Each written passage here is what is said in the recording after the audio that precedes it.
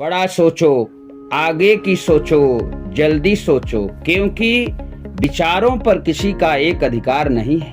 ऐसा कहना है धीरू भाई अंबानी का, जिन्होंने एक साधारण परिवार से दुनिया के सबसे अमीर इंसानों में से एक होने का संघर्ष भरा रास्ता तय किया।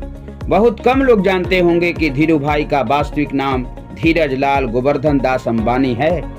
धीरू भाई का जन्म 18 दिसंबर 1932 को गुजरात के चोरवाड़ गांव में हुआ था। हाई स्कूल में ही इन्होंने पढ़ाई छोड़ दी, उसके बाद पकौड़े बेचना शुरू कर दिया। दोस्तों, धीरू भाई का मानना था कि पैसे से पढ़ाई का कोई संबंध नहीं है। ये कोई जरूरी नहीं है कि दुनिया में पढ़ा लिखा इंसान ही पैसा कमा सकता है। कुछ सालों तक घूम घूम कर पकौड़े बेचने के बाद सन 1948 में 16 साल की उम्र में अपने भाई रमणीक लाल की सहायता से अपने एक दोस्त के साथ यमन के अडेन शहर काम करने चले गए। अडेन पहुंचकर उन्होंने पहले पेट्रोल पंप पर काम किया, फिर कुछ दिनों बाद उसी कंपनी में क्लर्कियल के पोस्ट पर 300 रुपए प्रतिमाह के वेतन पर काम करने लगे। वह अपने दिन भर के काम के बाद भी कोई न कोई पार्ट टाइम काम करते रहते थे, जिसे उनके साथियों में उनके पास ज्यादा पैसा था, लेकिन फिर भी उनके दिमाग में कहीं न कहीं रास्ता था कि अमीर बनना है तो अपना खुद का बिजनेस करना होगा, और बिजनेस के लिए पैसे तो चाहिए होंगे। कई जगहों पर काम करने के बावजूद उन्होंने कभी भी अपने काम में कमी नहीं की और पूरी मेहनत और लगन से अपने दायित्वों को पूरा किया। इसलिए काम से खुश होकर कंपनी के मालिक ने उनका प्रमोशन एक मैनेजर के पद पर कर दिया। लेकिन थोड़े दिन उस काम को करने के बाद उन्होंने काम छोड़ दिया और अपने वतन हिंदुस्तान चले आए, क्योंकि उनके दिमाग में तो कुछ और ही चल रहा था। 1955 में उन्होंने 15,000 रुपया लगाकर अपने चचेरे भाई चंपकलाल दमाने के साथ मिलकर मसालों के निर्यात और पॉलिस्टर धागे के आयात का बिजनेस स्टार्ट किया।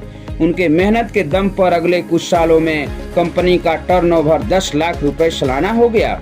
उस समय पॉलिस्टर से बने हुए कपड़े भारत में नए थे और यह सूती के मुकाबले लोगों के द्वारा ज्यादा पसंद किए जाने लगा, क्योंकि यह सस्ता और टिकाऊ था। इसमें चमक होने के कारण पुराने होने के बाद भी यह नया जैसा दिखाई देता था और लोगों के द्वारा पसंद किए जाने की वजह से उनका मुनाफा कई गुना बढ़ गया। कुछ वर्षों के बाद धीरू भाई अंबानी और चंपकलाल दमाने की व्यवसायिक साझेदारी समाप्त हो गई, क्योंकि दोनों के स्वभाव और व्यापार करने के तरीके बिल्कुल अलग थे।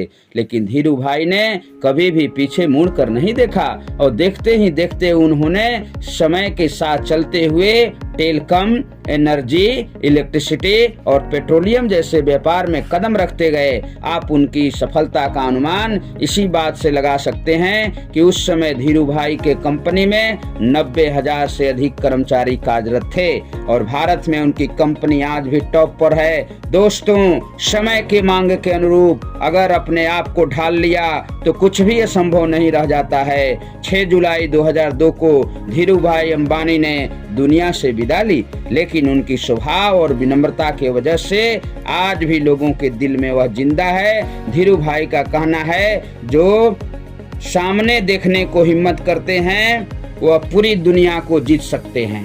Thank you.